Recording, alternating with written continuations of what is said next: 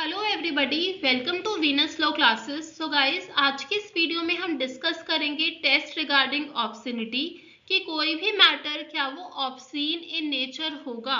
इसको जानने के लिए कुछ टेस्ट अप्लाई किए जाते हैं या फिर आपको काफी एग्जाम्स में क्वेश्चन आता है कि section number 292 it is based on which test या फिर it is based on which case law.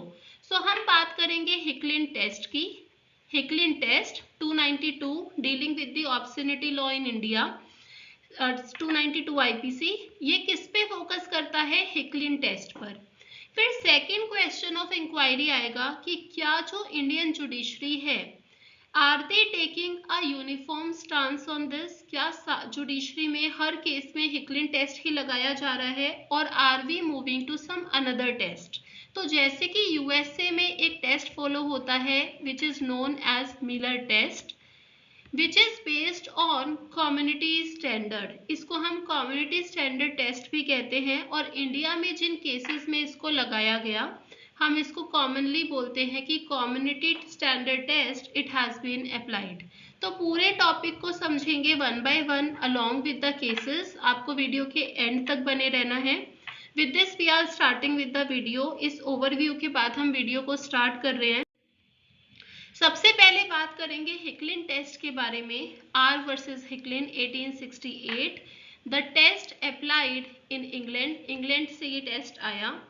तो जानते हैं हिकलिन टेस्ट में फोकस किस पे है कि हम मैटर को कब ऑब्सीन कहेंगे। लॉर्ड कॉकबर्न जस्टिस, इन्होंने जजमेंट दिया।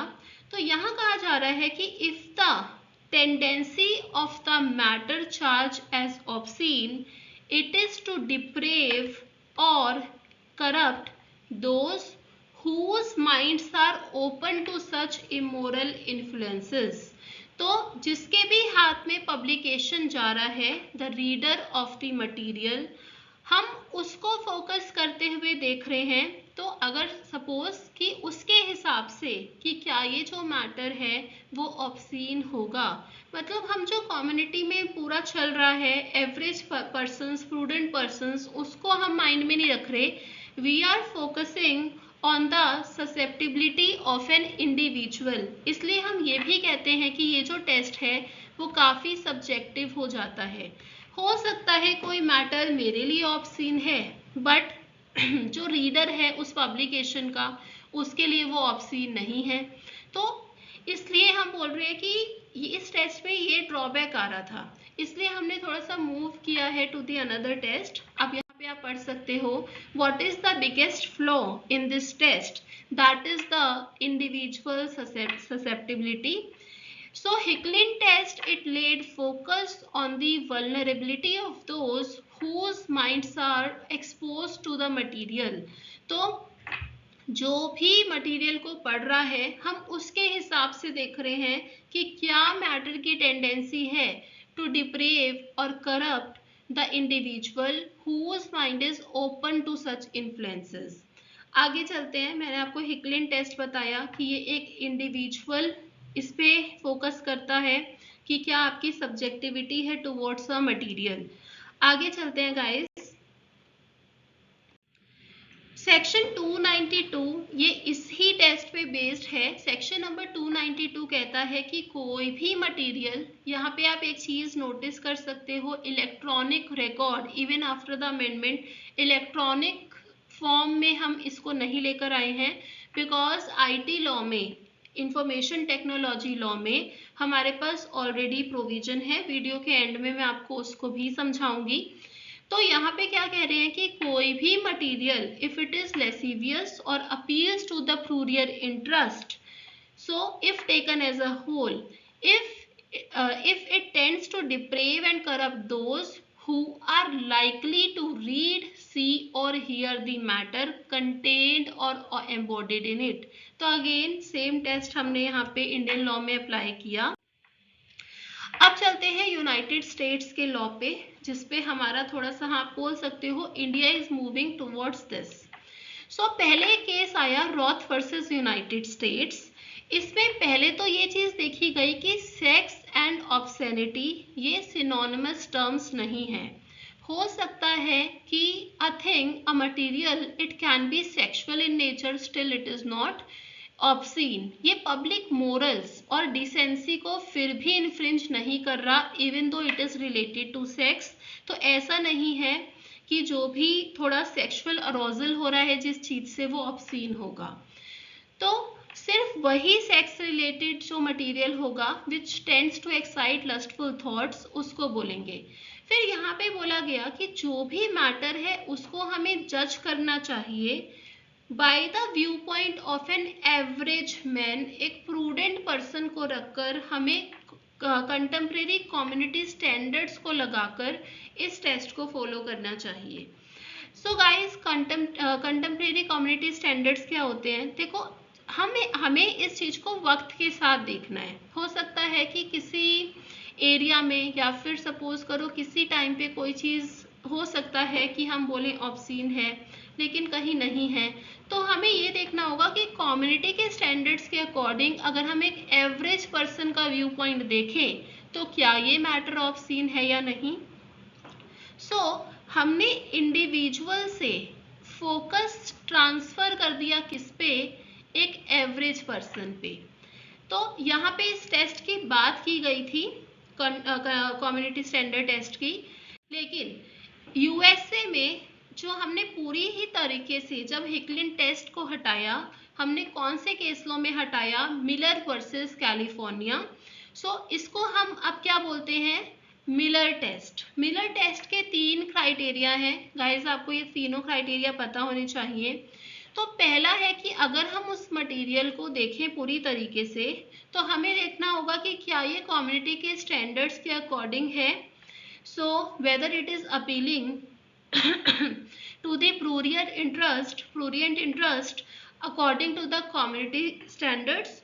दूसरा, वेदर इट डिपिक्ट्स और describes sexual conduct in a patently offensive way. तो बिल्कुल आपको ये चीज देखना है कि इट इज वेरी ऑफेंसिव और नॉट. दूसरा है कि हो सकता है कि आपने कुछ आर्ट किया, तो हो सकता है वो ऑब्सीन इन नेचर हो, पर आपको देखना पड़ेगा उसमें उसकी जो आर्टिस्टिक वैल्यू है क्या वो आउटवे कर रही है उसकी ऑब्सिनिटी को. इफ यस, तो आप बोल सकते हो matter is not obscene. If not, then matter is obscene. So this stand provides more clarity and shift focus to the community standards, thereby acknowledging the dynamics nature of morality.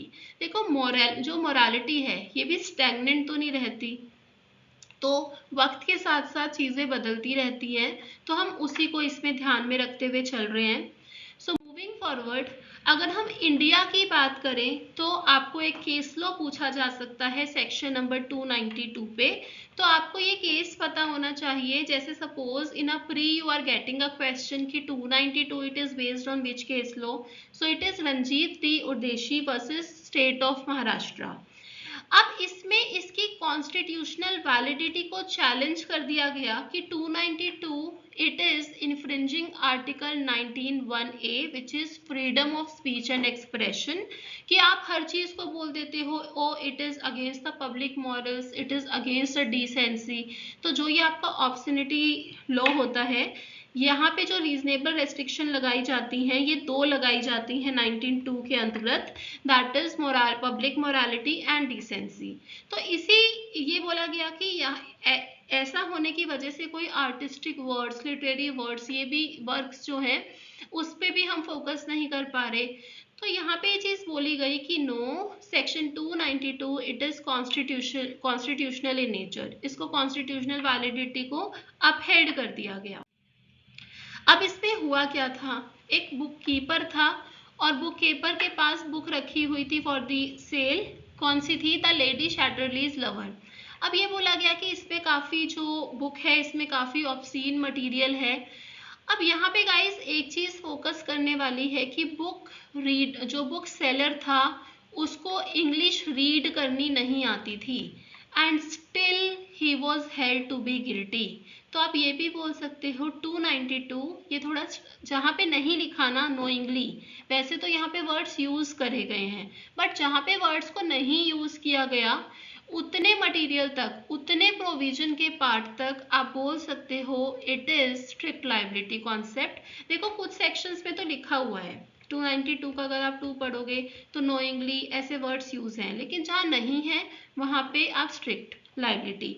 तो book seller ने कहा कि I can not read English, तो मेरे को तो पता ही नहीं बुक में क्या इनडिसेंट चीजें हैं, क्या वल्गर चीजें हैं, मुझे पता ही नहीं है, तो still he was held to be guilty. इसको बोला गया था कि yes it is obscene in nature. फिर एक और केस है, इसको आप साइटेशन ले लीजिए, इस केस का साइटेशन काफी होगा। थोड़ा सा डिस्कस करते हैं बॉबी इंटरनेशनल केस को। सो गाइस ये केस है related to Phoolan Devi movie. तो फूलन देवी मूवी में एक गर्ल दिखाई गई, उसके अगेंस्ट जो भी टॉर्चर हुआ, वायलेंस हुआ, तो वो दिखाया गया टू शो जो भी न्यूडिटी के जो भी आपके पिक्चर्स थे या जो भी नेकेडनेस था, क्यों दिखाया गया? टू शो कि उसके अगेंस्ट कितना टॉर्चर हुआ है, तो और वो कैसे एक डकैत बनी, इस चीज को शो करने के लिए और लोगों में एक सिंपैथी अरेज करने के लिए। ठीक है, तो ये चीज इसलिए आई थी। तो यहाँ पे यही क्वेश्चन था कि जो मूवी है फूलन देवी, इसमें जो भी आपने पिक्चर्स वगैरह यूज किए हैं क्या ये ऑब्सीन है? लेकिन यहाँ पे ये चीज बोली गई कि नो, मूवी के कॉन्टेक्स्ट को देखते हुए जरूरी था कि हम ऐसे सीन्स को लेते सो दैट जो भी लोग हैं उनके मन में वो सिंपैथी आ सके। अब चलते हैं कि कौन से केस में इंडिया ने मूव किया toward the community standard test. जैसे मैंने आपको बताया मिलर टेस्ट, मिलर टेस्ट में क्या होता है, वही कम्युनिटी स्टैंडर्ड्स का लगाया जाता है, एवरेज पर्सन का टेस्ट लगाया जाता है। So Aveek Sarkar versus state of West Bengal, very famous case. इसमें यही था कि हमने इंडिया में even though we are having the provision, हम हिकलिन टेस्ट फॉलो करते हैं, पर ये चीज बोली गई कि हमें देखना होगा एक लिबरलाइज्ड व्यू से कि what constitutes obscenity by applying community standard test. So ये आपको केस का नेम ध्यान रखना है, very important, Aveek Sarkar community standard test that is the Miller test, Miller versus California. अब सेक्शन नंबर 292 जो है आईपीसी का, वो रोकता है पब्लिकेशन और सेल ऑफ ऑब्सीन मैटर्स को, मटेरियल को। लेकिन अब कई बार ऐसा होता है कि जो विमेन है उनको इनडिसेंट वे में दिखाया जाता है, लेकिन प्रॉब्लम होती है कि हम उसको ऑब्सीन नहीं बोल पाते। तो उसके लिए हम एक लॉ लेकर आए, indecent representation of women prohibition act. Guys ये आपका एक स्पेशल लॉ है, this is a special law dealing with this topic, आपके राजस्थान जुडिशरी में आएगा भी। आप मोर फोकस करो किस पे कि क्या पनिशमेंट्स दे रखे हैं। बहुत छोटा सा एक्ट है, 7-8 सेक्शंस आर देयर, लेकिन पनिशमेंट्स इंपॉर्टेंट हैं। तो इसलिए हम एक special law the indecent representation of women act, इसको भी लेकर आए। 292 तो हमारे पास है ही है। और अगर हम आईटी एक्ट की बात करें, अगर ये चीजें होती हैं इलेक्ट्रॉनिक फॉर्म में, तो भी we are having section number 67। एक और क्वेश्चन रेज कर रही हूँ, सपोज कीजिएगा कि अगर ये प्रूव हो जाए कि इलेक्ट्रॉनिक फॉर्म में ऑब्सीन मैटर को पब्लिश किया गया है, तो आप कौन सा सेक्शन लगाओगे? विल इट बी सेक्शन 67 या फिर 292 और बोथ? तो देखो क्योंकि हमारे पास स्पेशल लॉ है, तो इस केस में ये बोला गया कि स्पेशल लॉ हमेशा जनरल लॉ को ओवरराइड करता है, तो इसलिए क्या होगा, वहां पे आप सेक्शन 67 का चार्ज लगाएंगे।